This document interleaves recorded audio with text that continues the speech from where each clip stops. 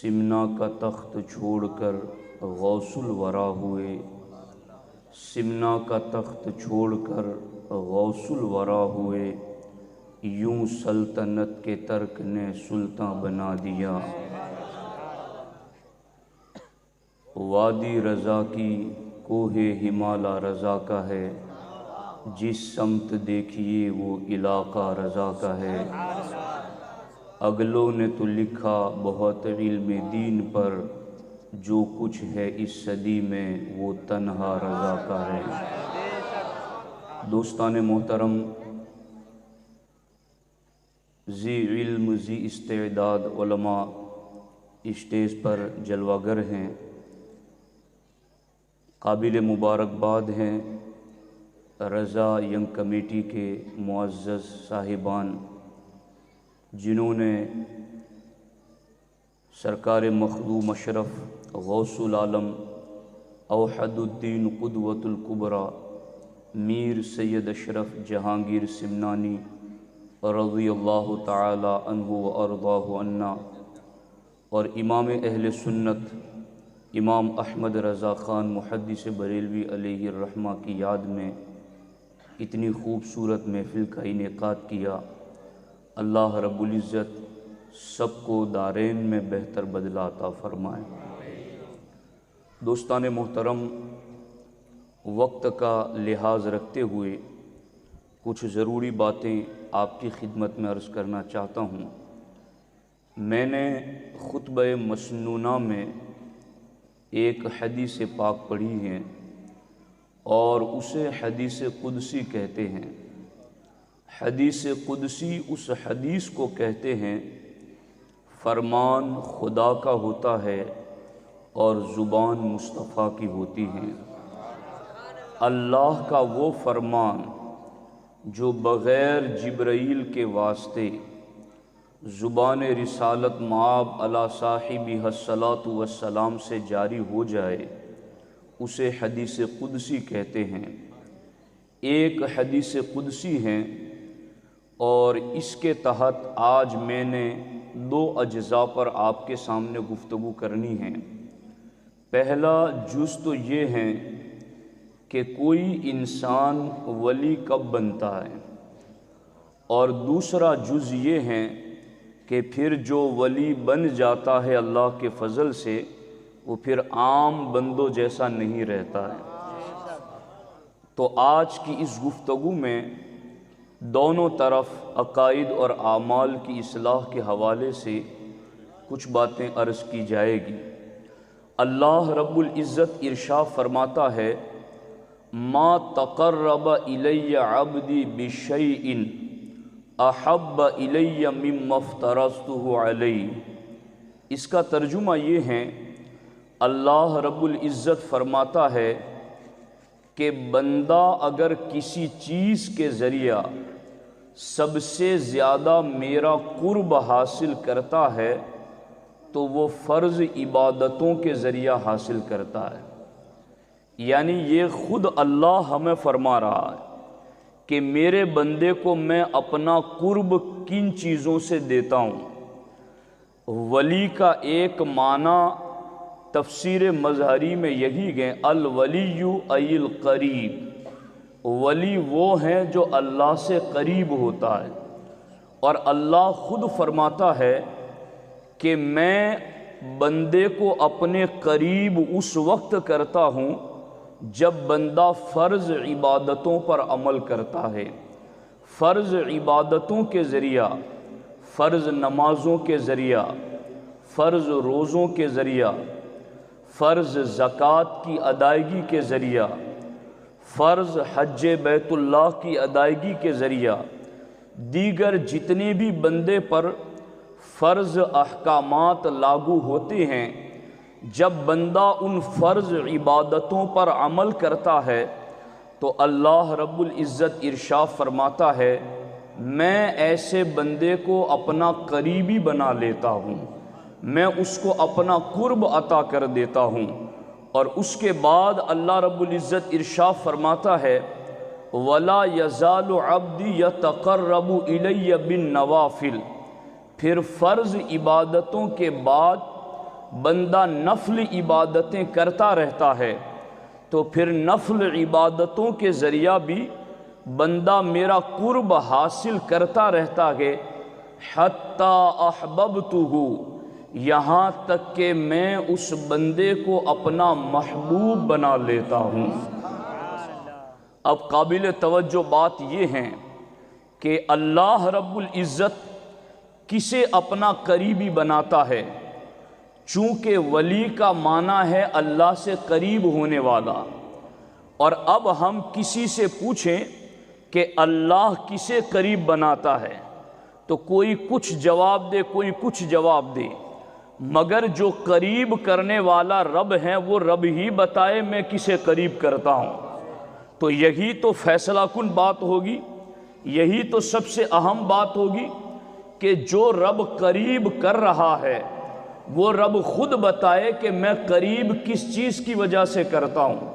تو وہ رب فرماتا ہے کہ میں قریب اس وقت کرتا ہوں کہ احب الی مما افترضتہ علیہ، کہ جتنی فرض عبادتیں میں نے بندے پر لازم کی ہیں، جب وہ فرض عبادتیں پورے طور پر کمپلیٹ ادا کرتا ہے تو پھر میں اس کو اپنا قریبی بناتا ہوں۔ اس سے پتہ چلا کہ جو فرائض کو چھوڑتا ہے، جو واجبات کو ترک کرتا ہے، جو فرائض میں کمی اور کوتاہی رکھتا ہے، جو فرائض میں غفلت اور سستی برتتا ہے، پھر اسے قرب کی دولت نہیں ملتی ہے۔ پھر اگر وہ رب کے قرب کا دعویٰ کرتا ہے، اگر وہ نمازیں بھی چھوڑتا ہے، اگر وہ روزے بھی چھوڑتا ہے، اگر وہ حج اور زکوٰۃ بھی چھوڑتا ہے، اگر وہ دیگر فرائض و عبادات بھی چھوڑتا ہے، اور ہے وہ عاقل و بالغ، تو ایسا بندہ عاقل و بالغ ہونے کے باوجود اگر فرض عبادتیں چھوڑ کر کے یہ کہیں کہ میں اللہ کا قریبی ہوں، تو اللہ فرماتا ہے کہ وہ میرا قریبی نہیں ہے، اسے میں نے اپنا قرب نہیں دیا ہے۔ اس لیے کہ ہم بندے کی بات مانیں یا رب کی بات مانیں، ادھر کوئی ہمیں یہ کہہ رہا ہے میں چاہے فرض پڑھوں یا نہ پڑھوں، میں چاہے فرض احکام پر عمل کروں یا نہ کروں، مگر میں اللہ کا قریبی ہوں۔ ایک طرف کوئی بندہ ہمیں یہ کہہ رہا ہے تو دوسری طرف رب ہمیں یہ کہتا کہ ما تقرب الی عبدی بشیء احب الی مما افترضتہ علیہ، اے قیامت تک آنے والے میرے بندو، میں قیامت تک جس کو بھی اپنا قرب دوں گا تو فرض عبادتوں پر عمل کے صدقے میں دوں گا، فرض احکام پر عمل کے صدقے میں دوں گا۔ تو فرض عبادتوں کے بغیر بندے کو رب کا قرب نہیں ملتا، اور پھر جب فرض عبادتیں بندہ ادا کر لیتا ہے تو اب درجہ شروع ہوتا ہے نوافل کا، اور نوافل کے بارے میں اللہ نے فرمایا ما تقرب الی، اب بندہ لا یزال یتقرب الی بالنوافل، کہ فرض تو اب وہ پورے ادا کرتا ہے، نہ نماز میں کوئی کمی کوتاہی رکھتا ہے، نہ روزوں میں کوئی کمی کوتاہی رکھتا ہے، نہ حج زکوٰۃ میں کوئی کمی کوتاہی رکھتا ہے، نہ دیگر فرض عبادتوں کی ادائیگی میں کوئی کمی رکھتا ہے۔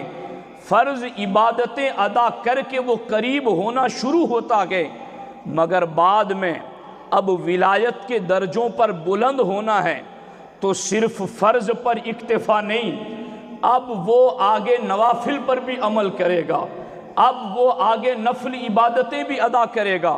تو اللہ فرماتا ہے لا یزال عبدی یتقرب الی بالنوافل، فرض عبادات کی ادائیگی کے بعد جب بندہ نفل عبادتوں کو ہمیشہ ادا کرتا رہتا ہے، اب وہ منزل آتی ہے حتی احبہ، اب میں اس بندے کو اپنا پیارا بنا لیتا ہوں، اب میں اس بندے کو اپنا محبوب بنا لیتا ہوں۔ اور یاد رکھنا، جب بندہ فرض عبادت کے بعد، جب بندہ نفل عبادت کے بعد رب کا محبوب بن جاتا ہے تو پھر اس محبت کا اظہار کیسے ہوتا ہے، اس محبت کا اعلان کیسے ہوتا ہے، یہ اجمیر کی سرزمین پر آرام فرما، سلطان الگن عطا رسول کی ذات، یہ کچھوچا مقدسہ میں آرام فرما، غوث العالم میر سید اشرف جہانگیر سمنانی کی ذات، بریلی کی سرزمین پر آرام فرما، امام احمد رضا کی ذات، بغداد کی سرزمین پر آرام فرما، غوث العظم دستگیر کی ذات۔ نہ ان ولیوں کے قریب ہمیں بیٹھنے کا موقع ملا، نہ ان کی صحبتوں میں بیٹھنے کا موقع ملا، نہ ان کو ہم نے دیکھا، نہ ان کی شاگردی ہم نے براہ راست اختیار کی، مگر کیا بات ہے، سنی کا بچہ ولیوں سے پیار کرتا ہے، سنی کا جوان ولیوں سے پیار کرتا ہے۔ یہ پیار آیا کہاں سے؟ اس پیار کو پڑھایا کس نے؟ اس پیار کا سبجیکٹ کس نے امت تک پہنچایا؟ یاد رکھنا، ولیوں کے پیار کی تحریک، ولیوں سے محبت کی دعوت، یہ زمینی پیغام بعد میں ہے، یہ عرش کا پیغام پہلے ہے۔ میں آپ کو بتاتا چلوں، آج ہی نہیں، سال ہاں سال گزر گئے، کروڑوں ریال خرچ کیے گئے اور کروڑوں لوگوں کو کام پر لگایا گیا تاکہ ولیوں کی محبت سنیوں کے سینے سے نکال دی جائے۔ ان کو کہو کہ ولی کے مزار پر جانا شرک ہے، وہاں ہاتھ اٹھانا شرک ہے، وہاں کے لیے سفر کرنا شرک ہے، یہ سارے اتنے وسوسوں میں قوم کو مبتلا کر دو تاکہ وہ ولی سے محبت نہ کریں۔ مگر یہ عجیب مست ہے سنی، نہ کسی کے بہکاوے میں آتا کہ، نہ کسی کے وسوسے پر نظر رکھتا کہ، بلکہ کوئی کچھ بھی کہے ہر سنی ولی سے پیار کرتا کہ۔ تو یہ پیار حقیقت میں آیا کہاں سے گئے؟ آخر اتنی محنت ولی کا پیار مٹانے کے لیے کی جائے تو بظاہر تو یوں لگتا کہ اتنی کوششیں، بڑے بڑے ادارے بن گئے، بڑے بڑے مولوی آ گئے، بڑی بڑی کتابیں لکھ دی گئی، بڑے بڑے رسائل و جرائد لکھ دیے گئے، بڑی بڑی کتابیں لکھ دی گئی تاکہ ولیوں کا پیار سینوں سے کھرچ دیا جائے، مگر یہ پیار مٹنے کا نام نہیں لیتا۔ آخر یہ پیار پڑھاتا کون ہے؟ تو یاد رکھنا، ہمارے نبی علیہ السلام ارشاد فرماتے گئے، ان اللہ تعالی اذا احب عبدا، کہ جب اللہ رب العزت کسی ولی سے پیار کرتا ہے، کسی بندے کو اپنا محبوب بنا لیتا ہے۔ اور یاد رکھنا، یہاں میں آپ کو یہ بھی بتاتا چلوں کہ اللہ محبوب کس کو بناتا ہے، یہ میں پہلے بتا چکا ہوں، جو فرائض پر عمل کرتا ہے اور فرائض کے بعد نوافل پر عمل کرتا ہے۔ لہذا ہر ملنگ شلنگ آ کر کے یہ بات نہ کریں کہ فرائض کو چھوڑ کر کے بھی وہ اللہ کا محبوب بننے کی بات کریں۔ ہم اس عاقل و بالغ ہوش مند مومن کی بات کر رہے ہیں کہ وہ فرائض اور واجبات کے ذریعہ جب اللہ کا محبوب بنتا ہے تو رب جبریل سے کہتا ہے، اے جبریل، فلاں گلی میں، فلاں علاقے میں، فلاں کٹیا میں، فلاں چہار دیواری کے اندر ایک بندہ میرا بیٹھا ہے، اسے محلے والے ممکن ہے نہ جانتے ہو، ممکن ہے اسے علاقے والے نہ جانتے ہو، مگر اے جبرائیل اس بندے سے میں پیار کرتا ہوں، اے جبرائیل تو بھی اس سے پیار کر۔ پھر اس کے بعد جبرائیل اس ولی سے پیار کرتے گئے، رب حکم دیتا کہ ثم ینادی فی السماء، پھر جبریل آسمانوں میں ندا لگاتے گئے، اے آسمان کے فرشتوں، فلاں زمین پر بسنے والا بندہ جسے دنیا مخدوم اشرف کہتی گئے، جسے دنیا غوث العالم کہتی گئے، جسے دنیا امام احمد رضا کہتی گئے، اے آسمان والو، اس ولی سے اللہ پیار کرتا گئے، فَأَحِبُّوهُ، تو اے آسمان والو تم بھی اس ولی سے پیار کرو۔ اب آپ دیکھو تو صحیح، ولی سے پیار کی دعوت کون دے رہا ہے؟ ولی سے پیار کی دعوت جبریل دے رہے ہیں، اور وہ پہلے آسمان پر دی جا رہی ہے، اور جب آسمان پر ولی سے پیار کی دعوت دی جاتی ہے تو آسمان کا ایک فرشتہ بھی ایسا نہیں کہتا، اے اللہ ہم تو تجھ سے پیار کرتے ہیں، ہم باقی کسی سے پیار نہیں کرتے۔ نہیں، آسمان کا ہر فرشتہ کہتا ہے، اے ہمارے اللہ، ہم تجھ سے بھی پیار کرتے ہیں اور تیرے ہر محبوب سے بھی پیار کرتے ہیں۔ ثم یوضع لہ القبول فی الارض، پھر جبریل زمین پر آتے گئے اور زمین پر اعلان کرتے گئے، اے زمین والو، فلاں ولی سے اللہ پیار کرتا گئے، تم بھی اس سے پیار کرو۔ ہمارے آقا ارشاد فرماتے گئے جبریل جب یہ اعلان کرتے گئے تو زمین کا ہر مومن ولی سے پیار شروع کر دیتا ہے۔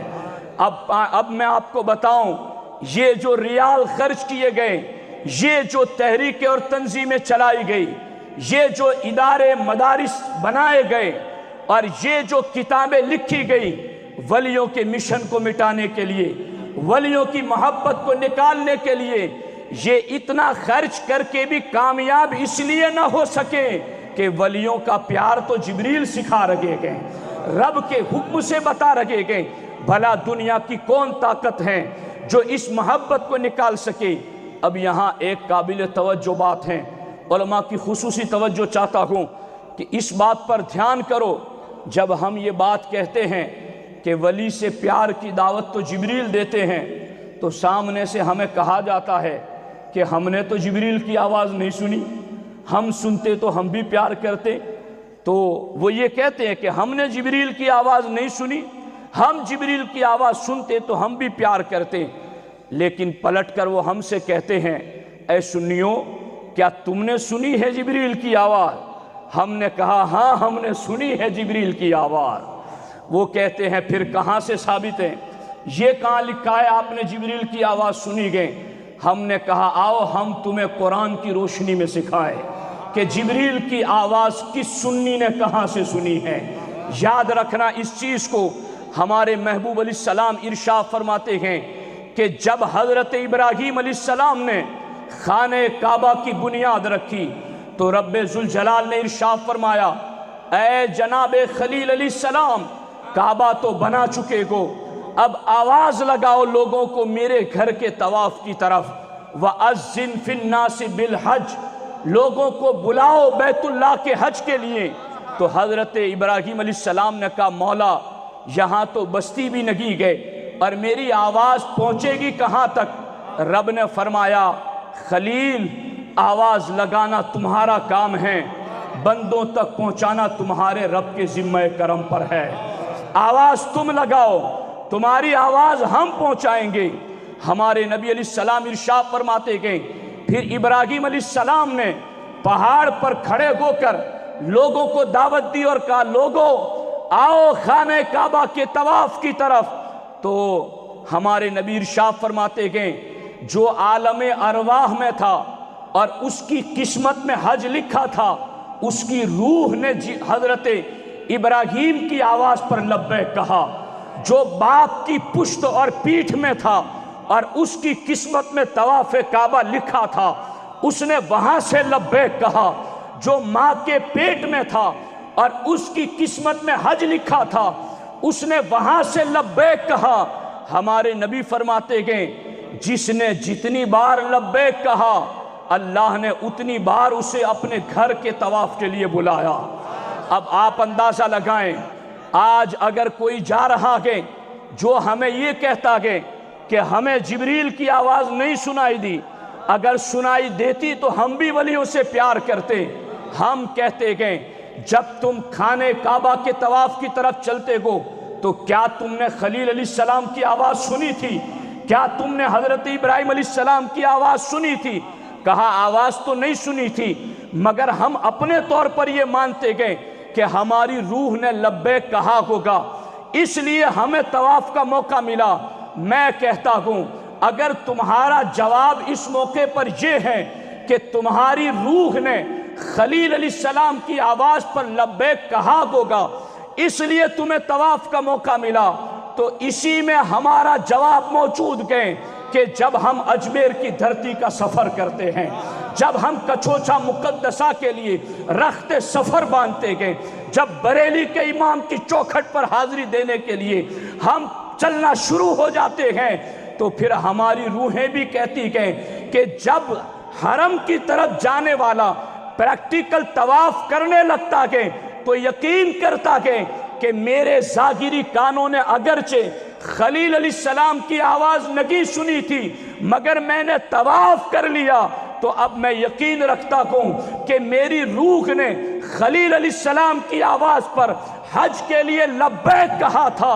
داتا اور خواجہ کا مستانہ جب چوکھٹ پر ولیوں کی پہنچ جاتا گئے تو یقین کرتا ہے کہ میری روح نے بھی جبریل کی آواز پر لبیک کہا تھا۔ نعرہ تکبیر، نعرہ رسالت، عشق محبت، عشق محبت۔ آپ اندازہ لگائیں اس چیز پر کہ جب پریکٹیکل ہو جاتا ہے بندہ، جب وہ حرم میں چلا جاتا ہے، جب وہ طواف کرنا شروع کر دیتا ہے، وہ لوگوں سے کہتا ہے کہ میرے ظاہری کانوں نے تو خلیل علیہ السلام کی آواز نہیں سنی تھی مگر اب میں طواف کر رہا ہوں تو میرا دل یقین کے ساتھ اس بات پر قائم ہے کہ میری روح نے عالم ارواح سے، باپ کی پشت سے، ماں کے شکم سے خلیل علیہ السلام کی آواز پر لبیک کہا تھا۔ جب سنی ولیوں سے پیار کرتا گئے، ولیوں کی چوکھٹ پر حاضری دیتا گئے، تو پھر سنی کا ضمیر بھی کہتا گئے کہ میرے دل نے بھی جبریل کی آواز پر لبیک کہا تھا۔ اب آپ دیکھو، دنیا ہزاروں پلان بنائے ولیوں کا پیار مٹانے کے لیے، مگر جبریل آواز دے رکھے گئے، آؤ ولیوں سے پیار کرو، آؤ ولیوں سے محبت کرو۔ اب یہ بھی تو بات ہے نا کہ یہ خوش قسمتی ہے اہل سنت و جماعت کی، عورتیں 1 لیٹر دودھ بھی برتن میں رکھنا ہو تو 4 مرتبہ مانجتی ہیں برتن کو، تاکہ دوپہر ہوتے ہوتے دودھ پھٹ نہ جائے، دودھ خراب نہ ہو جائے۔ تو گندے برتن میں جہاں دودھ نہیں رکھا جاتا وہیں گندے سینے میں ولیوں کا پیار نہیں رکھا جاتا۔ ولیوں کے پیار کے لیے سنیوں کے پاک سینوں کا انتخاب کیا گیا، ولیوں کی محبت کے لیے سنیوں کے پاک ضمیروں کا انتخاب کیا گیا۔ اور یاد رکھنا، یہ خوش قسمتی کے اہل سنت و جماعت کی کہ جن کو اللہ نے اپنا بھی پیار دیا اور اپنے ولیوں کا بھی پیار دیا۔ اب سامنے ہم سے یہ بھی کہا جاتا ہے کہ قرآن میں تو ہے والذین آمنوا اشد حبا للہ، کہ ایمان والے سب سے زیادہ اللہ سے پیار کرتے ہیں۔ تو دیکھو قرآن تو کہتا ہے کہ ایمان والے سب سے زیادہ اللہ سے پیار کرتے ہیں، تو ہم تو بس اللہ سے پیار کرتے ہیں۔ ہم ان کو ایک سادہ مثال کے ذریعہ سمجھانا چاہتے ہیں۔ 2 نوجوان لڑکا اور لڑکی ہیں، ان دونوں کا رشتہ طے ہوا، دونوں میاں بیوی بن گئے۔ اب جیسے کہ یہ 2 اجنبی ایک رشتے میں جڑ گئے، تو اب اس ایک کے جڑنے کی وجہ سے کہاں کہاں رشتے جڑ گئے۔ اب جو لڑکی کا باپ ہیں وہ لڑکے کے باپ کے درجے میں آ گیا، جو لڑکے کا باپ ہیں وہ لڑکی کے باپ کے درجے میں آ گیا، جو اس کا ماموں ہے وہ اس کا ماموں ہو گیا، جو اس کا چچا ہے وہ اس کا چچا ہو گیا۔ ایک رشتہ جڑ گیا تو جہاں جہاں اس کا رشتہ جڑا وہاں وہاں اس کا بھی جڑ گیا۔ ایک رشتہ جڑا جہاں جہاں اس کا جڑا ہے وہاں وہاں اس کا جڑ گیا۔ ہمارا رشتہ ایک خدا سے ہی مضبوط جڑا ہوا ہے، اس لیے جس کا رب سے جڑا ہے رشتہ، سنی کا وہاں وہاں رشتہ جڑ گیا۔ نعرہ تکبیر، نعرہ رسالت، نعرہ رسالت۔ اگر تمہارا رشتہ ایک خدا ہی سے صحیح طریقے پر جڑا ہوتا تو پھر خدا کے ہر محبوب سے جڑ جاتا۔ یہ سنی ہے جس کا رشتہ خدا سے مضبوط جڑا ہے، اس لیے خدا کے ہر محبوب سے بھی جڑا ہوا ہے۔ اب کوئی بیوقوف ہی ہوگا، کوئی پاگل اور احمق ہی ہوگا جو یہ کہیں کہ میری بیوی کے باپ کو میں اپنا باپ نہیں سمجھتا، میری بیوی کی ماں کو میں اپنی ماں نہیں سمجھتا، بس میرا تو جس سے رشتہ جڑا ہے بس اسی سے، باقی سے میرا کوئی تعلق نہیں۔ اگر آج بھی آپ کے معاشرے میں کوئی بندہ ایسا کہے کہ بس میں تو آپ کی لڑکی سے پیار کرتا ہوں، آپ سے اور آپ کے رشتہ داروں سے مجھے کوئی تعلق نہیں، تو عام انسان بھی کہے گا یہ پاگل شخص ہیں، اسے رشتے کے احترام کا پتہ نہیں، اسے تعلق کی نسبتوں کا پتہ نہیں، اسے رشتوں کی عظمت اور قدر کا احساس نہ کی گئے، تو یاد رکھنا یہ سنی کا پکا رشتہ کہ جہاں رب سے جڑا ہے تو جس کا رب سے جڑا ہے وہاں جاتے گی سنی کا رشتہ ان تمام سے جڑ جاتا ہے۔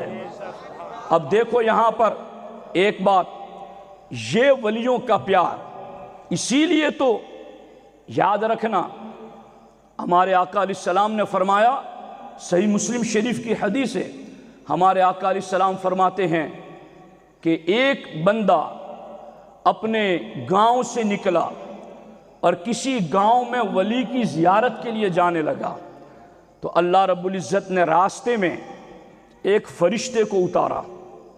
اے ولیوں سے پیار کرنے والوں، جب آپ ولی کی چوکھٹ پر جاتے ہو تو انعام کیا ملتا ہے یہ بھی سن لو۔ ہمارے نبی علیہ السلام ارشاد فرماتے ہیں کہ جب بندہ ایک گاؤں سے دوسرے گاؤں ولی کی زیارت کے لیے چلا، اللہ نے درمیان میں ایک فرشتے کو نازل کیا، اس فرشتے نے جاتے ہوئے بندے کو پکڑ کے پوچھا، یہ کوئی قصہ کہانی نہیں سنا رہا، یہ حدیث مصطفیٰ سنا رہا ہوں، سیدھی سڑک یہ شہر شفاعت نگر کی ہے، اس لیے سنتے چلو اور یاد رکھتے چلو۔ اب یہاں اس فرشتے نے پکڑ کے پوچھا، این تریدو، کدھر کا ارادہ ہے، کہاں جا رہے گو؟ کہا اریدو اخن لی فی ہادہ القریہ، اس سامنے والی جو بستی نظر آتی ہے اس بستی میں ایک ہستی ہیں، اس ہستی میں کمال مستی ہیں اور اس کو دیکھنے کے لیے میری آنکھیں ترستی ہے، میں اس کے دیدار کے لیے جا رہا ہوں۔ فرشتہ پوچھتا ہے کہ کوئی احسان ہے جس کا بدلہ چکانے جا رہے ہو؟ کہا کوئی احسان نہیں۔ کہا کوئی کاروباری پارٹنرشپ ہے جس کے لیے جا رہے ہو؟ کہا کوئی کاروباری پارٹنرشپ نہیں۔ کہا کوئی خونی رشتہ ہے جس کے لیے جا رہے ہو؟ کہا کوئی خونی رشتہ نہیں۔ آج اگر مجھ سے اور آپ سے کوئی پوچھے کہ اے بغداد جانے والے، اے اجمیر جانے والے، اے کچھوچا کی دھرتی پر جانے والے، اے بریلی کی سرزمین پر جانے والے، یہ بتا کیا تو ان ولیوں کی چوکھٹ پر اس لیے جاتا ہے کہ تیرا کوئی کاروباری پارٹنرشپ ہے؟ آپ کا جواب ہوگا کوئی کاروباری پارٹنرشپ نہیں۔ آپ سے پوچھیں کوئی خونی رشتہ ہے، آپ کہیں گے کوئی خونی رشتہ نہیں ہے۔ کوئی پوچھے آپ کے اوپر کوئی احسان ہے براہ راست، آپ کہیں گے یہ بھی نظر نہیں آتا۔ تو پھر اس ولی سے فرشتے نے پوچھا کہ کیوں جا رہے ہو؟ اس ولی سے ملاقات کے لیے کوئی خونی رشتہ بھی نہیں، کاروباری پارٹنرشپ بھی نہیں، کوئی احسان بھی نہیں، تو کیوں جا رہے ہو؟ تو اس جانے والے نے کہا غیر انی احببتہ فی اللہ، میں اس ولی کے دیدار کے لیے اس لیے جاتا ہوں کہ میں اللہ کی رضا کے لیے اس ولی سے پیار کرتا ہوں، اللہ کی رضا کے لیے۔ تو اس فرشتے نے فوراً نقاب الٹ دیا اور اس جانے والے سے کہا میں کوئی انسان نہیں، میں کوئی آدمی نہیں، میں اللہ کا فرشتہ ہوں اور میں تیرے امتحان لینے کے لیے اتارا گیا ہوں، لیکن اب میں تجھے اللہ کے انعام کی بشارت سناتا ہوں۔ تو نے اللہ کی رضا کے لیے اس ولی سے پیار کیا، جا اللہ نے تجھے اپنا محبوب بنا لیا، اللہ نے تجھے اپنا محبوب بنا لیا۔ تو اللہ کا محبوب بننے کا شارٹ کٹ راستہ ہے اللہ کے ولیوں سے پیار کرنا۔ اور یہ تو میں آپ کو اس چیز پر بتاؤں کہ یہ بھی صحیح مسلم شریف کی حدیث ہیں اور بارہا آپ نے علماء سے سنی ہوگی، مگر موضوع کے حوالے سے میں اس حدیث سے چند استدلالات آپ کی خدمت میں عرض کرنا چاہتا ہوں۔ ہمارے آقا علیہ السلام فرماتے ہیں کہ بنی اسرائیل میں ایک بندہ ایسا تھا جس نے 99 قتل کی، 99، اور اس کے بعد اسے احساس ہوا کہ مجھے توبہ کر لینی چاہیے۔ تو اس نے ایک عابد سے پوچھا کہ مجھے توبہ کرنی ہے۔ کہا تم نے گناہ کیا کیا ہے؟ کہا مجھ سے گناہ یہ ہوا کہ میں نے 99 لوگوں کا قتل کیا ہے۔ کہ اتنا بڑا گناہ اور توبہ کی بات کر رہا ہے، کیسے تیرا گناہ معاف ہوگا؟ تو اس قاتل نے کہا کہ اگر میرا گناہ معاف نہیں ہو سکتا تو پھر میں 100 کی گنتی پوری کیوں نہ کر دوں۔ تلوار نکالی اور اس عابد کا سر قلم کر دیا۔ اس سے یہ بھی پتہ چلا کہ مسئلہ نہ آتا ہو تو نہیں بتانا چاہیے، کہ نہیں آتا اور بتائے گا تو یوں جان سے ہاتھ دھو بیٹھے گا۔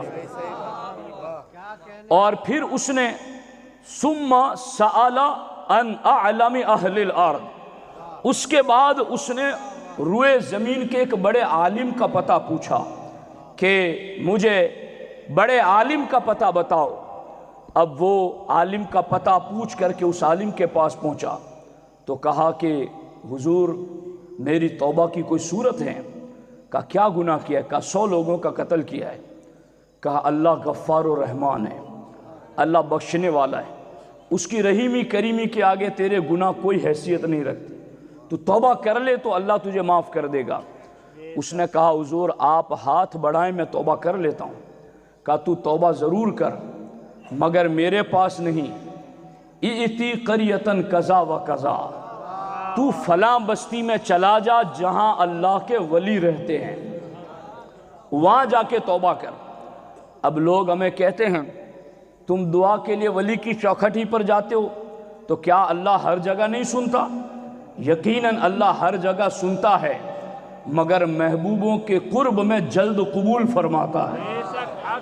وہ تو سمیع و بصیر ہیں، وہ تو شہرک سے زیادہ قریب ہیں، لیکن جب قبول کرانی ہو تو ولیوں کی چوکھٹ پر جلد قبول ہوتی ہیں۔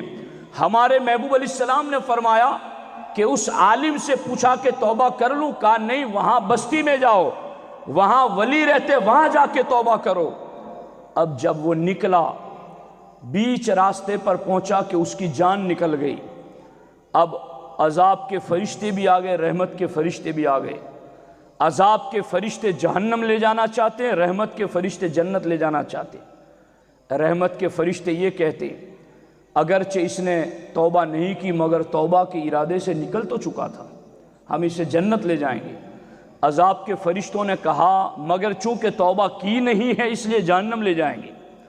فاختصمت فیہ ملائکۃ الرحمت و ملائکۃ العذاب، تو رحمت اور عذاب کے فرشتوں کے درمیان ٹکراؤ ہوا۔ تو دیکھو اللہ کی شان کریمی بھی تو دیکھو، اللہ نے ایک اور فرشتے کو اتارا، کہا جاؤ دونوں میں جا کے فیصلہ کرو کہ رحمت کے اور عذاب کے فرشتوں کے درمیان جو ٹکراؤ ہو رہا ہے ان میں فیصلہ کرو۔ اب یہ فیصلہ اس مومن کے بارے میں ہو رہا ہے جو ولیوں کی چوکھٹ پہ جا رہا تھا، اس کے فیصلے کے لیے رب فرشتوں کو اتارتا ہے۔ اللہ اکبر، اللہ اکبر، اللہ اکبر۔ ادھر فرشتے کو اللہ نے اتارا، کہا جا کے ان کے درمیان فیصلہ کراؤ رحمت کے اور عذاب کے فرشتوں کے بیچ میں، کہ یہ جو بیچ میں مر گیا ہے اس کو کدھر لے جایا جائے، اس کا فیصلہ کرو۔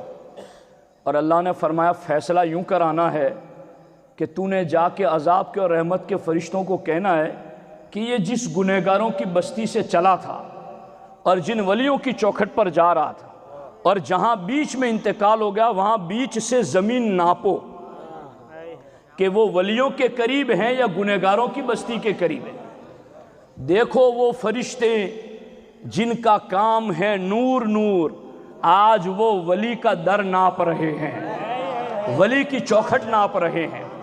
مرتبے کتنے بلند ہیں ولی کے۔ اب یہاں یہ لوگوں کو شعور ہی نہیں ہے کہ ولی ہوتا کیا ہے۔ اب یہاں پر فرشتے کو رب نے بھیجا اور کہا کہ تو زمین نپوا، اور زمین کو اللہ نے کیا کہا؟ ولی کی طرف سمٹ جا۔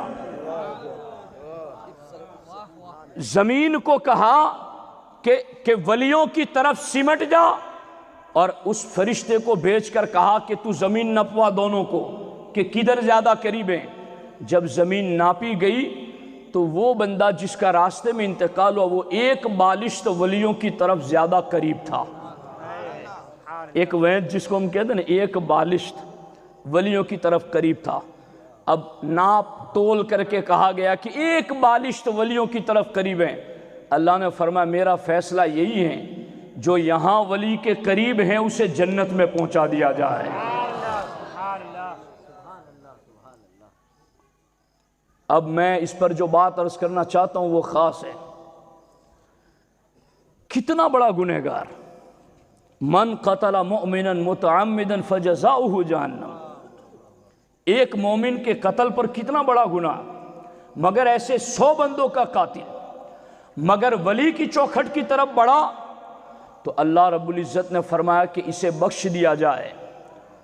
شیطان کو سب سے زیادہ دکھ اسی بات کا ہے کہ یہ ولی کی بارگاہ میں چلا گیا تو آسان رستے سے بخش دیا جائے گا، تو سب سے زیادہ یہی ورگلاؤ تاکہ ولی کی چوکھٹ پر نہ جانے پائے۔ مگر یہ علماء حق ولی کی چوکھٹ بتاتے رہیں گے اور لوگوں کو بخشش کا رستہ بتاتے رہیں گے کہ ادھر جایا کرو جلد بخش دیے جاؤ گے۔ اب اس لیے اہل سنت و جماعت ولیوں سے پیار کرتے ہیں۔ میری گفتگو کا ایک حصہ یہاں تک ہوا ہے، ابھی اس پر کافی طویل گفتگو ہے مگر دوسرے جز پر بھی مجھے گفتگو کرنی ہے۔ اب اتنے کا خلاصہ میں آپ کو بتا دوں کہ میں نے ابھی تک میں کیا بتایا آپ کو۔ اللہ نے فرمایا کہ ولی وہ ہوگا جو فرائض پر عمل کرے گا، ولی وہ ہوگا جو فرائض کے بعد نوافل پر عمل کرے گا، اور فرائض اور نوافل پر عمل کرے گا تو پھر اللہ کا محبوب بن جائے گا، اور اللہ کا محبوب بنے گا تو پھر اللہ جبریل کے ذریعہ اس کی محبت کا پیغام عام کرے گا، اور جب اس پیغام محبت پر بندہ عمل کرے گا تو وہ بخش دیا جائے گا۔ اب دوسرا جز ہماری گفتگو کا یہ ہے، اللہ اکبر اللہ اکبر اللہ اکبر۔ اصل میں اسی جز کی ابھی ایک بات اور بھی میں آپ کی خدمت میں عرض کر دوں کہ یہ جو فرائض و واجبات اور نوافل کے ذریعہ بندہ اللہ کا قرب حاصل کرتا ہے تو اس میں ہمیں توجہ دینے کی ضرورت ہے۔ آج اہل سنت و جماعت میں بھی چونکہ لا علمی کا لوگ فائدہ اٹھاتے ہیں اور ہماری بھولی عوام عقیدت میں اور محبت میں ایسے لوگوں کو بھی ولی مانتی ہیں کہ جو فرائض ادا نہیں کرتی، واجبات ادا نہیں کرتی، یا جو ان فرائض و واجبات سے قوم کو روک رہے ہیں، ایسے بھی کئی لوگ اہل سنت و جماعت میں گھس آئے ہیں۔ تو میں یہاں آپ کو سرکار غوث پاک کی بات سنانا چاہتا ہوں، اور میں نے یہ بات بہجت الاسرار میں پڑھی، اور اسی روایت کو شیخ عبدالحق محدث دہلوی علیہ الرحمٰن نے اخبار الاخیار شریف میں لکھا۔ وہ کیا بات ہے، توجہ سے سننا۔ حضرت سرکار غوث پاک کے شہزادے سیدنا ضیاء الدین ابو موسیٰ نصر رضی اللہ تعالیٰ عنہ فرماتے ہیں کہ میں نے اپنے والد محترم سرکار غوث پاک کو دیکھا کہ سرکار غوث العظم دستگیر رضی اللہ تعالیٰ عنہ فرماتے ہیں کہ میں ایک مرتبہ ایک ویرانے میں گیا، ایک جنگل میں، مجھے بہت پیاس لگی ہوئی تھی، تو آسمان سے پانی برسا، میں نے پیاس بجھائی، پھر اچانک میں نے دیکھا کہ ایک بادل آیا، اور اس بادل میں نور ہی نور تھا، چمکدار روشن خوبصورت بادل۔ غوث پاک فرماتے میرے سر پر آ گیا، اور بہت خوبصورت بادل، اور اس بادل میں سے آواز آئی، یا عبد القادر انا ربک، اے عبد القادر میں تیرا رب ہوں، حللت لک المحرمات، عبد القادر میں نے تیرے لیے حرام چیزوں کو حلال کر دیا، ما حرمت علی غیرک، جو میں نے تمہارے علاوہ کے لیے حرام کیا ہے، اے عبد القادر میں نے تمہارے لیے ان تمام حرام چیزوں کو حلال کر دیا ہے۔ اب یہ آواز کہاں سے آئی؟ خوبصورت بادل میں سے۔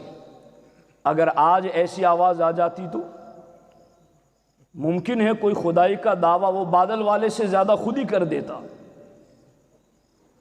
جی یہ بادل سے آواز آئی، یا عبد القادر انا ربک، میں تیرا رب ہوں، حللت لک المحرماتی، میں نے تیرے لیے حرام چیزوں کو حلال کر دیا، ما حرمت علی غیرک، جو تمہارے علاوہ کے لیے میں نے حرام ہی رکھا ہے مگر تمہارے لیے اس کو حلال کر دیا۔ تو وہ کوئی جن کے سامنے یہ بات کی جا رہی تھی وہ کوئی معمولی بندے نہیں تھے، ولیوں کے شہنشاہ تھے، غوث الاعظم دستگیر۔ آپ نے جب یہ آواز سنی تو فوراً کہا اعوذ باللہ من الشیطان الرجیم، شیطان مردود، میں تیرے مکر سے اللہ کی پناہ چاہتا ہوں۔ اللہ اکبر، اللہ اکبر، اللہ اکبر۔ غوث پاک فرماتے ہیں جیسے ہی میں نے اعوذ باللہ پڑھا تو وہ جو خوبصورت بادل تھا وہ دھواں دھواں ہو گیا اور اندھیرا چھا گیا، اور اندھیرا چھا گیا، اور پھر اس میں سے آواز آئی قد نجوت بعلمک، دوسرا حملہ، عبد القادر تجھے تیرے علم نے بچا لیا۔ یہ ہم علماء کے لیے بھی نصیحت ہے کہ علم پر گھمنڈ نہ کرنا، علم پر اترانا نہیں۔ غوث پاک نے بتایا اگر علم کی وجہ سے ہی میں تیرے فتنے سے بچ جاتا تو تیرے پاس کوئی کم علم تھا؟ تو فرشتوں کا استاذ تھا، تو خود نہ بچ جاتا اگر صرف علم ہی بچاتا؟ مجھے علم نے بعد میں، پہلے اپنے رب کے فضل نے بچایا ہے۔ یہ غوث پاک نے کہا۔ اب یہاں سرکار غوث الاعظم دستگیر رضی اللہ تعالیٰ عنہ سے پوچھا گیا کیف علمت انہ شیطان، یا شیخ آپ یہ بتائیں آپ کو کیسے پتا چلا کہ یہ جو بادل میں خوبصورت شکل میں جو آیا ہے وہ شیطان ہے، آپ کو کیسے پتا چلا؟ یہ بات خاص طور پر قابل توجہ ہے۔ آپ کو کیسے پتا چلا کہ یہ شیطان ہے؟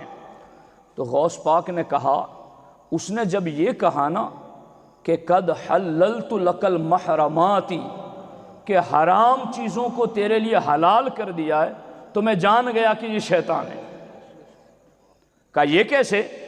کہا جب اللہ نے قرآن میں کہہ دیا الیوم اکملت لکم دینکم واتممت علیکم نعمتی ورضیت لکم الاسلام دینا، جب اسلام کمپلیٹ ہو چکا، قد انقطع الوحی، وحی آنا بند ہو چکی گئے، اسلام کے سارے احکام اب کمپلیٹ ہیں، اس دین نے اگلے سارے دینوں کے احکام کو منسوخ کر دیا، تو اب یہ دین تو اگلے دین کے احکام کا ناسخ ہے، منسوخ کرنے والا ہے، لیکن اس دین کے احکام کو اب کوئی منسوخ نہ کر سکے گا۔ تو رحمان نے تو ہمیں یہ کہا کہ یہ ضابطے اب قیامت تک رہیں گے، مگر جو ان ضابطوں کو بدلنے کی بات کرے میں سمجھ گیا وہ رحمان نہیں، وہ شیطان ہے۔ اب اسی کے ضمن و ذیل میں آپ کو سمجھانا چاہتا ہوں، اگر آج کوئی آپ کو یہ بات بتائے کہ قرآن یہ کہتا ہے اور وہ یہ کہے کہ نہیں میں یہ کہتا ہوں، قرآن یہ کہے کہ یہ حکم ہے بندوں کے لیے، اور کوئی آج آ کر ہمیں یہ سمجھا نہیں میں یہ کہتا ہوں، تو غوث پاک کہتے ہیں وہ شیطان ہے، اور ایسے شیطانی ہتھ کنڈوں سے اپنی حفاظت کرو۔ چونکہ غوث پاک نے فرمایا ہے، یہ بھی غوث پاک نے لکھا کہ جب تم کسی سے پیار کرنا چاہو یا جب تم کسی سے دشمنی کرنا چاہو تو غوث پاک فرماتے جس کا پیار تمہارے دل میں آئے یا جس کی دشمنی تمہارے دل میں آئے، تم اس سے پیار اور دشمنی کرنے سے پہلے اس کو قرآن کے سامنے رکھو کہ جس بندے کا پیار میرے دل میں آتا ہے وہ قرآن کے مطابق ٹھیک ہے یا نہیں۔ غوث پاک فرماتے اگر وہ قرآن کے مطابق ٹھیک ہے تو اس سے پیار کرو، اور اگر قرآن کے مطابق ٹھیک نہیں گئے تو اس سے دشمنی کرو۔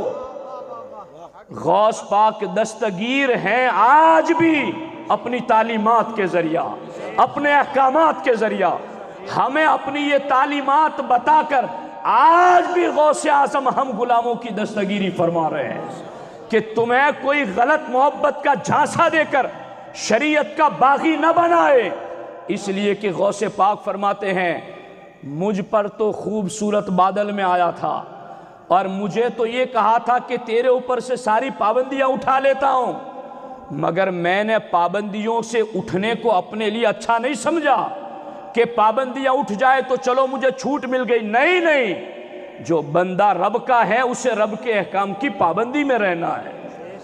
تو یہ چیز ہے جس پر توجہ ہونی چاہیے۔ اور آج سنی عوام کا بھی یہ معاملہ ہے کہ جہاں چمتکار وہاں نمسکار، کہ جہاں ذرا چمک دمک دیکھی، جہاں کوئی شوبدہ دیکھا، جہاں کوئی کرشمہ دیکھا تو پھر وہاں جھک جاتے ہیں۔ یاد رکھنا، میں آپ کو 3 معتبر کتابوں کے حوالے سے یہ بات عرض کر رہا ہوں، الحدیقۃ الندیہ کے حوالے سے، امام رازی کی تفسیر کبیر کے حوالے سے، اور جامع و کرامات الاولیاء علامہ یوسف بن اسماعیل نبانی کی کتاب کے حوالے سے، تینوں میں کرامت کی تعریف کے حوالے سے یہ بات لکھی ہوئی ہے کہ کرامت کس کو کہتے ہیں۔ انہوں نے لکھا یظہر علی عبد ظاہر الصلاح ملتزم لمتابعت نبی من الانبیاء مصحوب بصحیح الاعتقاد والعمل الصالح۔ فرماتے ہیں کرامت کس کو کہتے ہیں، تو ان تینوں بزرگوں نے، باقی درجنوں بزرگوں نے اس بات کو آگے نقل کیا ہے کہ کرامت کہتے ہیں ایسے پرہیزگار آدمی کے عمل پر ظاہر ہو کرامت جو نبی کا سچا پیروکار ہو، مصحوب بصحیح الاعتقاد جس کا عقیدہ صحیح ہو، والعمل الصالح اور جو عمل صالح کا پابند ہو۔ اب جہاں آپ کو کرشمہ نظر آتا ہے تو سب سے پہلے آپ یہ دیکھ لیں کہ اس کا عقیدہ ٹھیک ہے یا نہیں، اور دوسری چیز آپ یہ دیکھ لیں کہ اس کا عمل ٹھیک ہے یا نہیں، کہیں یہ فسق و فجور میں تو مبتلا نہیں، کہیں یہ فاسق و فاجر تو نہیں، کہیں یہ بے پردہ عورتوں سے مسافے تو نہیں کرتا، کہیں یہ شریعت کی حدود کو پامال تو نہیں کرتا۔ اگر یہ شریعت کی حدود کو پامال کر رہا ہے تو پھر میں اپنے نفس کی بات نہیں کر رہا، ان بزرگوں کی بات سنا رہا ہوں۔ اگر وہ عقیدے میں ٹھیک نہیں یا عمل میں ٹھیک نہیں تو اس کی ذات سے ظاہر ہونے والا خلاف عادت کام یہ شوبدہ تو ہو سکتا ہے، ہاتھ چالاکی تو ہو سکتی ہے، یہ استدراج تو ہو سکتا ہے، مگر کرامت نہیں ہو سکتی، کرامت نہیں ہو سکتی۔ اسی لیے ہم کو سرکار بایزید بستامی نے کہا کہ کسی بندے کو 4 زانو ہوا میں اڑتا ہوا دیکھو تو ولی نہ ماننا جب تک کہ تم اس کو شریعت کا پابند نہ دیکھ لو۔ تو اب یہ چمتکار دیکھ کر کے وہاں عقیدہ بھی دیکھنا ہے، وہاں عمل بھی دیکھنا ہے، اور جہاں عقیدہ اور عمل درست ہو تو پھر وہاں کوئی چمتکار نظر آتا ہے تو وہ تو ولیوں کی شانی ہوتی ہے، وہ تو ان کا مرتبہ ہی ہوتا ہے۔ اس لیے یاد رکھنا یہ چیزیں بھی ہمارے حالات کے اعتبار سے ذکر کرنا ضروری تھا، اس وجہ سے میں نے ذکر کر دیا۔ اور میں یہاں مولانا ناصر صاحب ایک بات عرض کرنا چاہتا ہوں، آپ کی تو کتنے بجے ضرورت، تو یہ چیز خاص طور پر میں ذکر کرنا چاہتا ہوں کہ عقیدہ اور عمل دیکھے بغیر اگر کوئی کرشموں کی طرف چلا جاتا ہے، عقیدہ اور عمل، چونکہ آج میں کئی بد عقیدوں کے مولویوں کو جانتا ہوں جو شپلی علم کرتے ہیں، اور جادوگری کے ذریعہ وہ یہ باور کرانا چاہتے ہیں کہ ہمارے پاس کچھ ہے۔ سمجھ آ رہی ہے کہ نہیں آ رہی؟ لیکن ہمیں عقیدے اور عمل کو دیکھنے کو کہا گیا، اور عقیدہ عمل دیکھے بغیر اگر کوئی محض کرشموں کو کرامت اور ولایت سمجھ لیتا ہے تو ایسا بندہ تو دجال کے فتنوں کے سامنے کیسے بچ سکے گا؟ दज्जाल कितने करिश्मे दिखाएगा? आसमान को हुक्म देगा तो बारिश बरसाएगा, जमीन को हुक्म देगा तो जमीन सब्ज़े उगाएगी, नौजवान को बुलाकर गर्दन तोड़ देगा और जोड़ करके जिला देगा, एक हाथ में उसके जन्नत और दूसरे में जहन्नम होगी, एक पानी का दरिया और एक आग का दरिया उसके पास होगा, और ये सारे करिश्मे वो दिखाएगा। मगर उस वक्त भी हम यही देखेंगे कि इसका अकीदा ठीक है या नहीं, इसका अमल ठीक है या नहीं। अगर अकीदा और अमल ठीक नहीं गए तो इसके करतब और करिश्मों को हम करामत नहीं मानेंगे। अगर आज अकीदे और अमल को छोड़कर किसी के करतब और करिश्मों को करामत और विलायत जो मान लेगा, तो फिर वो दज्जाल के सामने कैसे बच सकेगा? फिर दज्जाल को तो वो इलाह मान लेगा, दज्जाल को तो फिर वो नबी मान लेगा। इसलिए हमारे लिए मेयार विलायत का कुरान में भी ये रखा गया, अल्लज़ीना आमनू व कानू यत्तकून। वली वो हैं जो मोमिने कामिल हैं और कामिल मुत्तकी हैं। तो साथियों, बात मुश्किल ना हो जाए, बस मैं इसी पर गुफ्तगू के इख्तिताम की तरफ लाना चाहता हूँ। अब वो जो दूसरा जुज़ है, इस पर मैं गुफ्तगू किसी और मौके पर करूँगा, लेकिन मैं यहाँ 2-3 बातें अर्ज़ करना चाहता हूँ कि ये जो हमने कहा ना कि अल्लाह फरमाता है वली वो होगा जो फ़राइज़ की पाबंदी के बाद नवाफिल की भी कसरत करता है। तो इस फ़राइज़ और नवाफिल पर आप मखदूम पाक को देखें, इस फ़राइज़ और नवाफिल के मामले में आप इमाम अहमद रज़ा को देखें, तो खुदा की कसम आप इनकी ज़िंदगी का एक एक लम्हा इबादतों में मसरूफ़ पाएंगे। सरकार मखदूम पाक फरमाते हैं, ई फ़कीर मुद्दते 30 साल दर तलब इल्म। मखदूम पाक फरमाते हैं, ये पुरकार की तरह, मखदूम पाक ने लिखा पुरकार। ये पुरकार किसको कहते? हम लोग जब स्कूल में पढ़ते थे तो एक अनिया जिसको हम लोग कहते हैं ना, कि एक तरफ हम उसको पुरकार कहते हैं उर्दू में, तो एक तरफ में हम पेंसिल लगाकर बीच में रखकर दायरा गोल बनाते हैं। तो खैर आपकी समझ में आ गया, लुक में इतने मिल रहे हैं कि मुझे समझ में नहीं आ रहा। खैर ये हमारे करम फरमा उलमा है, वाकई में मुझे बहुत खुशी है कि इनकी मौजूदगी में मैं बोल रहा हूँ तो मेरी तस्दीक और तायीद भी हो रही है। तो ये पुरकार यानी ये बीच वाले के इर्द गिर्द घूमता है, उसको पुरकार कहते हैं। मखदूम पाक फरमाते, मैंने 30 साल इस ज़मीन पर वलियों की चौखट पर तलबे इल्म में पुरकार की तरह गुजारे हैं। 30 साल मखदूम पाक फरमाते, मैंने 30 साल इल्म हासिल किया। और मखदूम जहानियाँ जहाँ गश्त की चौखट पर आपने अवारिफुल मारिफ सबकन पढ़ी, और मखदूम पाक रज़ी अल्लाह ताला अन्हु ने 192 से ज़्यादा उलमा और मशाइख से इल्म दीन हासिल किया। 192 से ज़्यादा उलमा और मशाइख से मखदूम पाक ने इल्म दीन हासिल किया। और फिर मखदूम पाक खुदा की कसम कैसे आलिम, कुरान का फ़ारसी ज़ुबान में सबसे पहला तर्जुमा मखदूम पाक ने फरमाया। कुरान की आपने तफसीर भी लिखी, इल्म अकाइद में भी आपने किताबें लिखी, इल्म उसूल फ़िक़ह में भी आपने किताबें लिखी। और सरकार मखदूम पाक, अल्लाहु अकबर अल्लाहु अकबर, मखदूम पाक माहिर लिसानियात थे। आप जिस इलाके में जाते उसी इलाके की ज़बान में किताब लिखते थे।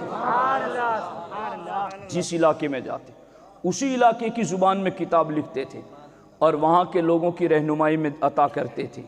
मखदूम पाक रज़ी अल्लाह ताला अन्हु ने जो तालीमात हमें दिए, मैं इस पर बिलखुसूस 1-2 बातें अर्ज़ करना चाहता हूँ।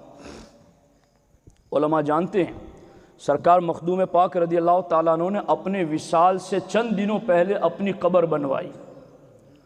اور آپ اپنی قبر میں چند کاغذ اور قلم لے کر قبر میں تشریف لے لیں، اور وہاں بیٹھ کر کے آپ نے ایک رسالہ لکھا جس رسالے کا نام ہے رسالہ قبریہ، اور اس رسالے میں مخدوم پاک نے لکھا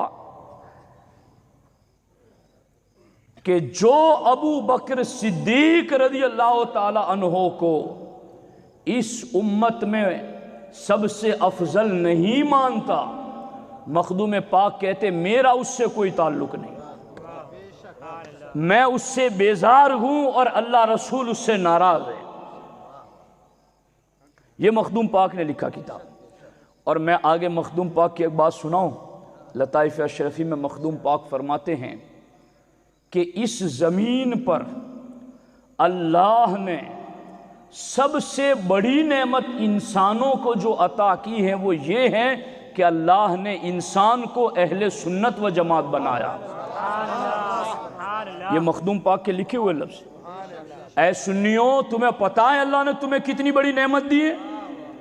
یہ مخدوم پاک لکھتے ہیں کہ اس زمین پر اللہ نے سب سے بڑی نعمت اگر کوئی دی ہے انسان کو تو وہ یہ ہے کہ اللہ نے انسان کو سنی بنایا ہے، سنی بنایا۔ اور مخدوم پاک رضی اللہ تعالیٰ عنہ نے غالباً لطائف اشرفی کے 26 یا 36ویں لطیفے میں آپ نے 72 باطل فرقوں کو گنوایا، اور مخدوم پاک فرماتے ہیں کہ اصولی 6 فرقے ہیں، روافض، خوارج وغیرہ، اور پھر ان 6 فرقوں میں سے ہر فرقے کے 12 فرقے، یوں 12 چھنگ 72، یوں 72 فرقے مخدوم پاک نے گنوائے۔ اب ہمارے لیے مسئلہ کیا ہے اس دور میں کہ کئی لوگ یہ کہتے ہیں ہاں ہم صوفی لوگ ہیں، ہم کسی کو کافر نہیں کہتے۔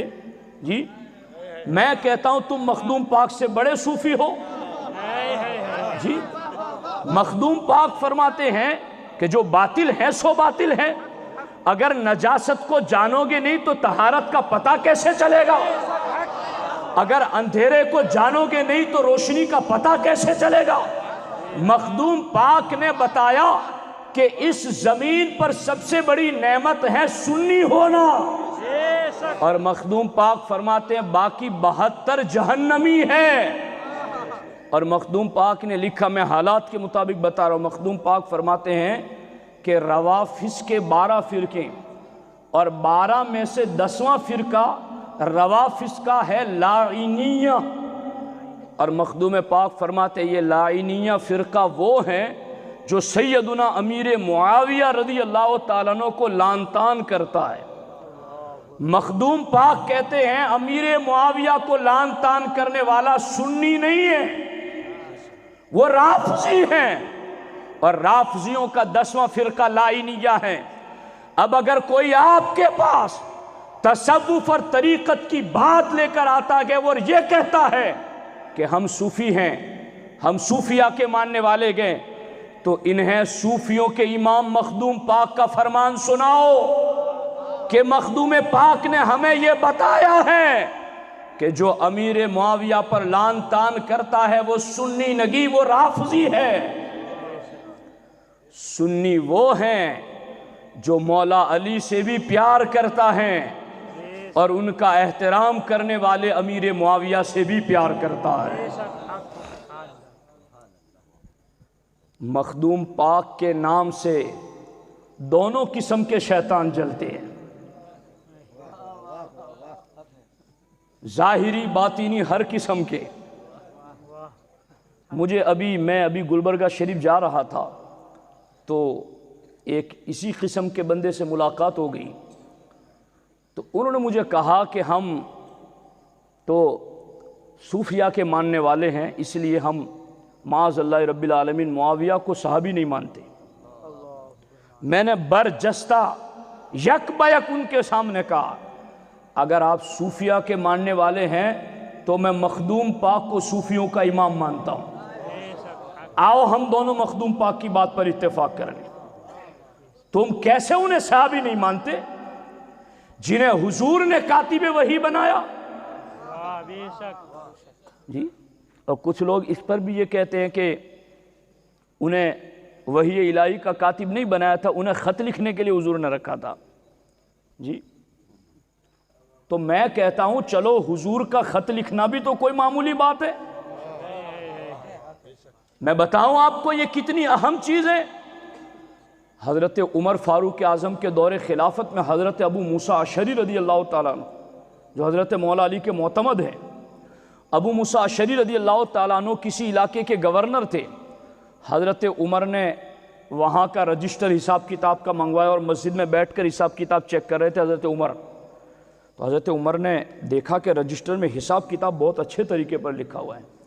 تو حضرت عمر نے کہا کہ یہ کس نے لکھا ہے؟ کہا یہ ہمارے منشی نے لکھا ہے۔ کہا اس کو بلاؤ۔ حضرت عمر نے کہا اس کو بلاؤ مسجد میں، یہ کس نے لکھا ہے؟ بہت اچھا لکھا ہے۔ تو حضرت ابو موسیٰ اشعری رضی اللہ تعالیٰ عنہ نے کہا حضرت وہ مسجد میں نہیں آ سکتا۔ حضرت عمر نے کہا وہ جنوبی ہے کیا؟ وہ جنابت کی حالت میں، وہ ناپاکی کی حالت میں کیا مسجد میں نہیں آ سکتا؟ کیوں نہیں آ سکتا مسجد میں؟ کہا حضور وہ مسلمان نہیں ہے، وہ عیسائی ہے۔ حضرت عمر جلال میں جی غیظ المنافقین، حضرت عمر نے کہا کہ اللہ رسول نے جس کو ذلیل کیا تم اس کو عزت کیوں دے رہے ہو، اور تم نے اس کو رجسٹر لکھنے کے لیے کیوں رکھا؟ تو حضرت ابو موسیٰ اشعری نے کہا حضور میری سلطنت میں اس سے بہتر کوئی حساب کتاب کرنے والا نہیں تھا، اس لیے میں نے اس کو رکھا۔ حضرت عمر نے فوراً جواب دیا اگر وہ آج مر گیا تو پھر تم کس سے حساب کتاب کرواؤ گے؟ اس کے مرنے پر جو تم کل جس سے حساب کتاب کرواؤ گے آج ہی اس کو مرا ہوا سمجھو اور برخاست کرو اس کو۔ تو ایک غیر مسلم کو حضرت عمر اپنا رجسٹر نامہ لکھنے کے لیے نگی رکھنا چاہتے تو نبیوں کے امام بھلا کسی ایسے شخص کو جو منافق ہو جائے خط لکھنے کے لیے کیسے رکھتے؟ تم حضور کو علم غیب جاننے والا مانتے ہو، اگر حضور کو عالم ما کان وما یکون مانتے تو تم یہ اعتراض نہ کرتے۔ اور میں یہاں علماء کی خدمت میں ایک بات چل پڑی ہے تو عرض کر دیتا ہوں، چونکہ یہ لوگ تاریخ کی باتیں لاتے ہیں۔ کیا لاتے ہیں؟ تاریخ کی باتیں۔ تبری میں یہ لکھا ہے، فلاں تاریخ میں یہ لکھا ہے، بس میں یہ آخری بات عرض کر کے گفتگو ختم کر دیتا ہوں، فلاں تاریخ میں یہ لکھا ہے، فلاں تاریخ میں یہ لکھا ہے۔ یہ ایک ایسا اصول ہے مولانا ناصر صاحب، میں نے اندور میں اور جگہ جگہ پر کئی ایسے بدعقیدوں کو اس دلیل کے ذریعہ ٹھکانے پر لگا دیا، اور کئی ایسے ہیں جو اللہ کے فضل سے واپس آ گئے۔ وہ اصول یہ ہیں کہ دھیان سے سنو اور اس کو یاد رکھو۔ وہ یہ کہتے تاریخ میں یہ لکھا ہے، تاریخ میں یہ لکھا ہے، تاریخ میں یہ لکھا ہے۔ میں کہتا ہوں ہمارے سامنے 4 دلیلیں ہیں، قرآن، سنت، اجماع امت اور قیاس مجتہدین۔ ان 4 دلیلوں میں تاریخ کہیں نہیں ہے، ان 4 دلیلوں میں تاریخ کہیں بھی نہیں ہے۔ میں نے کہا قرآن یہ کہتا ہے وَزَيَّنَهُ فِي قُلُوبِكُمُ الْإِيمَانِ کہ صحابہ کے دل میں اللہ نے ایمان کو مزین کر دیا ہے۔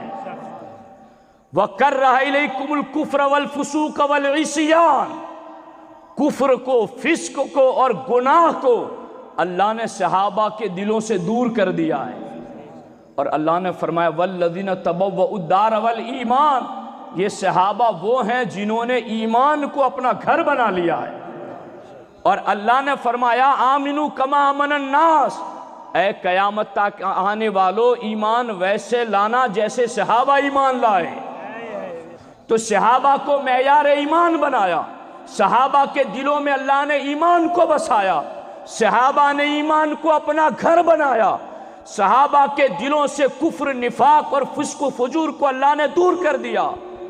تو اب قرآن تو یہ کہتا ہے کہ سارے صحابہ جنتی، سارے صحابہ ایمان والے۔